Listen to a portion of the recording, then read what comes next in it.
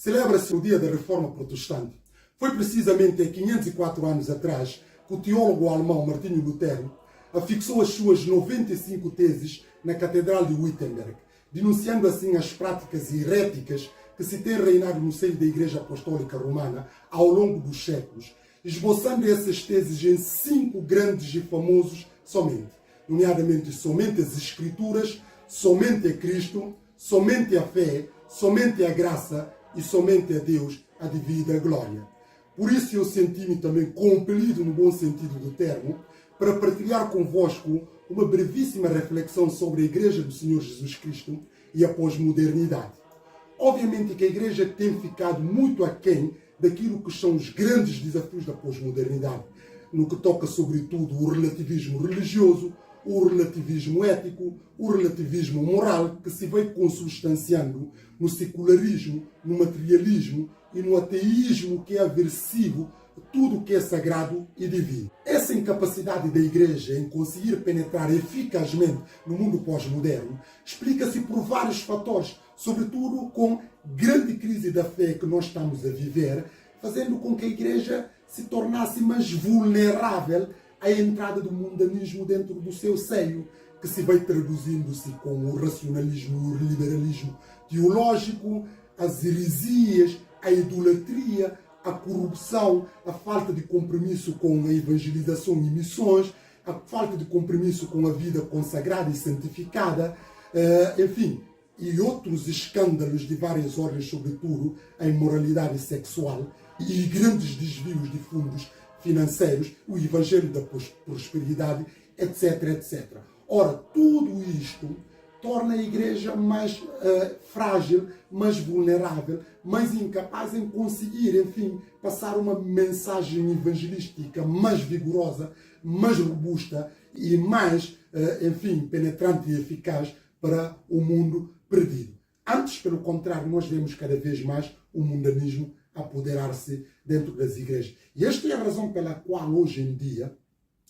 por essas questões a título exemplificativo, não se fala já do divórcio. O divórcio acabou por ser uma coisa praticamente normal nas nossas congregações. E pastor ou pastores que se ousam falar contra o divórcio normalmente são muito mal vistos. Aliás, praticamente nem sequer já fala tanto do cancro do divórcio, porque é já tido como uma coisa que é normal. Nós sabemos que o divórcio só é permitido em casos extremamente excepcionais, sobretudo no Evangelho segundo Mateus, no capítulo 19, em caso de adultério. Nós sabemos que hoje em dia as nossas congregações, por causa da influência do mundo, isso já é visto como sendo uma coisa praticamente normal, porque, enfim, há uma atrapalhação, uma confusão ideológica que se instala, tanto no mundo secular como também dentro das próprias congregações. Isso é título exemplificativo. E para não falar também, sobretudo, nessa questão da ordenação das mulheres ao ministério pastoral, fruto da influência de uma radicalização exacerbada da emancipação feminina, que depois, enfim, vai também condicionando a dinâmica da Igreja nessa ideia da falsa igualdade, da falsa liberdade e da falsa justiça social, porque nós sabemos que a igualdade, enfim, não se coloca em causa em relação homem a mulher, mas nós temos a tradição bíblica, enfim, que faz diferenciação de algumas funções que é relegada a cada um dos sexos e etc, etc. E o ministério pastoral, nós sabemos que, de acordo com as Escrituras, é verdade isso a mulher. Não quer dizer que o homem seja mais importante do que a mulher e vice-versa. Mas, enfim, são essas dinâmicas de mundo pós-moderno que vão entrando na igreja. Hoje, se nós falarmos de temáticas da homossexualidade e a temática do aborto e a temática da eutanásia, muitos crentes estarão hesitados em ter uma posição mais firme e mais, enfim, convicta para repudiar essas coisas do que propriamente em outros tempos, porque é essa dinâmica, para não falar também de ideologias dos géneros e outras ideologias que são apregoadas, que de forma sorrateira vai integrando as nossas congregações. Ora, por isso tudo, esta grave crise da fé que nós vamos viver, sobretudo mais notória aqui no mundo dito ocidental, tem a ver com essa questão que eu falei de, enfim, de desvio doutrinário, porque a Bíblia hoje não é tido como a única regra de fé em prática em todas as dinâmicas da igreja. para não falar da hipocrisia e da falsidade daqueles que se auto-intitulam cristãos, auto-intitulam filhos de Deus, mas que não vivem no seu dia a dia como sendo filhos de Deus, como sendo santos de Deus, como sendo eleitos de Deus, e em consequência disso acabam também, enfim, por fragilizar a mensagem do Evangelho. Esta é a realidade que nós vivemos, a realidade da Igreja, a realidade cada vez mais que é voltada ao racionalismo, como eu disse, racionalismo e liberalismo teológico, o ecumenismo, a corrupção, a idolatria, o sincretismo religioso e o ocultismo de todas as formas, para não falar de heresias, desvios doutrinários e próprio relativismo próprio teológico, que se vai acentuando cada vez mais, e falta de compromisso com a vida santificada, com a vida devotada, a vida de compromisso, o engajamento mais sério com a própria Igreja, o serviço cristão. Ora, tudo isto acaba por fragilizar não só a mensagem evangelística da Igreja para o mundo, como também a Igreja acaba por deixar, enfim, render-se aos valores do mundo, e o mundanismo cada vez mais está a tomar, parte das nossas congregações. Por isso, o desafio aqui é nós refletirmos como filhos de Deus e procurar pedir perdão a Deus, procurar, enfim, enveredar dos caminhos e voltar os valores, os princípios, os grandes princípios e valores fundacionais da nossa fé, que é as Escrituras, que é a Palavra de Deus, que é voltar a Cristo, que é voltar a Deus.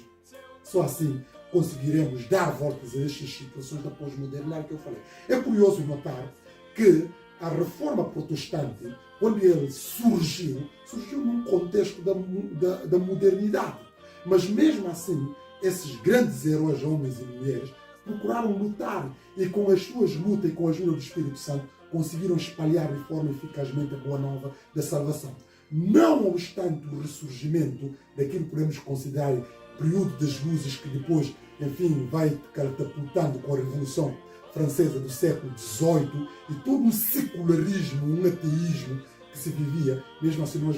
vivemos um boom bastante acentuado do florescimento da Igreja, que se vai denotando sobretudo com o surgimento com movimentos pentecostais e também com as grandes e poderosas campanhas evangelísticas do saudoso Billy Graham. Enfim, a Igreja conseguiu penetrar mundos que outrora não conseguiu penetrar, conseguiu ganhar pessoas que outrora eram impensáveis, chegar, conseguiu atingir países que outrora eram impensáveis, conseguir. E a Igreja cresceu tanto. Agora nós vivemos numa situação de estagnação, uma situação até em outros contextos do círculo, de recessão por causa desse mundanismo que eu falei, por causa daqueles que são líderes da Igreja e pastores que não estão a dar um testemunho coerente, um testemunho vigoroso, um testemunho bíblico. Antes, pelo contrário, promovem escândalos e esses escândalos prejudicam a Igreja, prejudicam a dinâmica da Igreja e fazem com que o mundanismo está a entrar mais dentro da Igreja. Para não falar daqueles falsos também cristãos que se dizem cristãos